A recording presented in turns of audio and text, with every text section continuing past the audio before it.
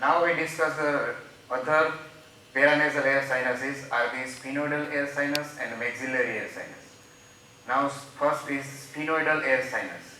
So sphenoidal air sinus are located within the body of the sphenoid bone. They are two in number, and in between the two sphenoidal air sinus there is a partition of the thin partition of the bone. So right and left sphenoidal air sinuses, and above the sphenoidal air sinus there is a presence of the optic chiasma and pituitary gland.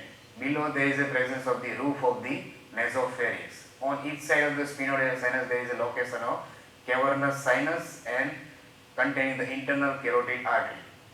On the posterior aspect of the sphenoidal air sinus there is location of the pons and medulla oblongata, and in between these two there is a presence of the basilar venous plexus. And on the front aspect, the sphenoidal air sinus open into the sphenoethmoidal recess and ultimately into the superior meatus of the lateral wall of the nose. So this diagram showing the sphenoidal air sinus. This one is the frontal air sinus. Now sphenoidal air sinus are supplied by the posterior ethmoidal vessels and posterior ethmoidal nerve, and they are drained into the retropharyngeal group of lymph node. Now measurement of the sphenoidal air sinus, it is vertically it is about 2 cm, transversely about 1.5 cm and anteroposterior about 1.8 cm. So this is about the measurement of the sphenoidal air sinuses. Now maxillary air sinus. So it is the largest of all paranasal air sinuses. It is located within the body of maxilla bone on each side of the nasal cavity. It is somewhat pyramidal in shape. So it has apex, base, roof, floor, anterior wall and posterior wall. So this is about the boundary of the maxillary air sinus. Now first of all we discuss about the apex of the maxillary air sinus. So that is extend laterally, and that is formed by the zygomatic process of maxilla bone. Base is towards the lateral wall of the nasal cavity, and here in the upper part of the base there is an opening of the maxillary air sinus, that is called as a maxillary antrum or ostium of the maxillary air sinus. During the lifetime it is about small in size, but in case of articulated skeleton it is a single large opening present in the upper part of the base of the maxillary air sinus. Now this one is the roof, so that from the floor of the bony orbit, and that is traversed by that is related with the infraorbital vessels and nerve.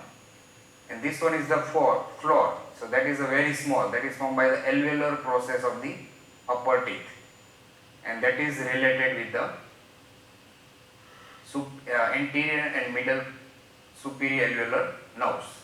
Now anterior wall, that cannot be seen in this coronal section of the maxillary air sinus, but anterior wall of the maxillary air sinus that is related with the anterior and middle superior alveolar nerves, and within the anterior wall of the maxillary air sinus it traversed by the anterior and middle superior alveolar nerves. So that wall is curved in nature, so that is called as a sinus canaliculus sinusus. Now posterior wall of the maxillary air sinus, that is traversed by the posterior superior alveolar nerves and vessels. So that from the anterior boundary of the infratemporal fossa and pterygopalatine fossa. So this is about the boundary of the maxillary air sinus.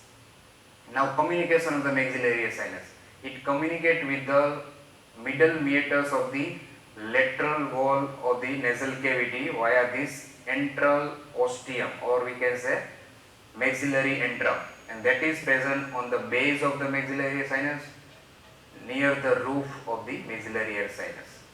So this portion having a disadvantage for the natural drainage of the secretion.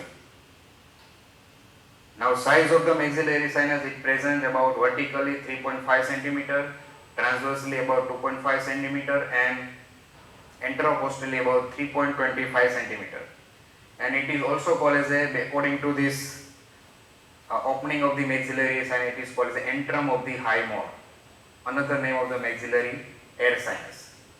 Now blood supply now supply of the maxillary air sinus, it is supplied by the anterior, middle and posterior ethmoidal vessels and anterior, middle and posterior ethmoidal anterior superior nerves, branches of the maxillary artery and branches of the maxillary nerve.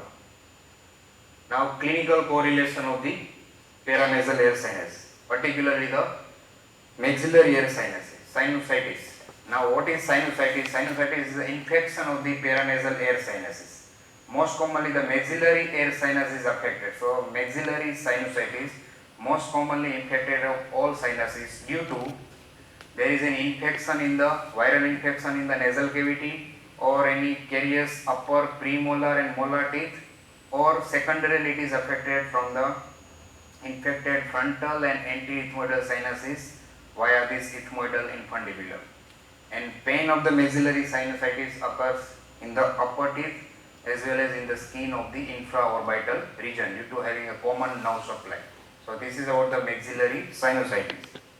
Now diagnosis of the maxillary sinusitis, that is via X-ray and neuroimaging technique, that is CT scan. So that aids the diagnosis of the sinusitis.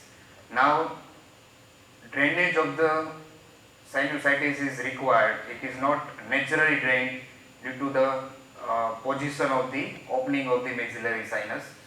There are two surgical procedure is required for the drainage of the pus inside the maxillary sinus. The first procedure, that is called as antral puncture, also called as enterostomy. So this diagram showing the antral puncture or enterostomy. Here by using the trocar and cannula that can be passes below the inferior nasal concha and enter the maxillary air sinus. So to drain the pus inside the maxillary sinus, the procedure is called as antral puncture or enterostomy. Another procedure, that is called as a Caldwell Luck operation. So that is via enter through the canine fossa in the gingivolabial sulcus of the anterior wall of the maxillary air sinus. So these are the two procedures for the surgical drainage of the pus inside the maxillary air sinus. Now second clinical anatomy, that is the carcinoma of the maxillary sinus. Carcinoma of the maxillary sinus causing the referred pain, and also anatomically it can be diagnosed what are the sign and symptom occurs due to the invasion of the carcinoma. If it is invade on the upper aspect, so that causes the obstruction to the orbital structure, that is there is a eyeball is come out, that is called as a proptopsis, and double vision occurs, that is called as a diplopia. If it is downward invade, that causes the visible bulge or ulcer on the palatal roof of the oral cavity. If it is medially invade, so that obstructs the nasal cavity and also causes a bleeding from the nose, that is called epistaxis. If the nasolacrimal duct is obstructed, that causing the epiphora. And if it is laterally invade, that causes a swelling on the face, also the palpable mass in the gingivolabial fold. So this is about the carcinoma of the maxillary air sinus. So this procedure showing the enterostome. So this is about the sphenoidal air sinus and maxillary air sinus. Thank you.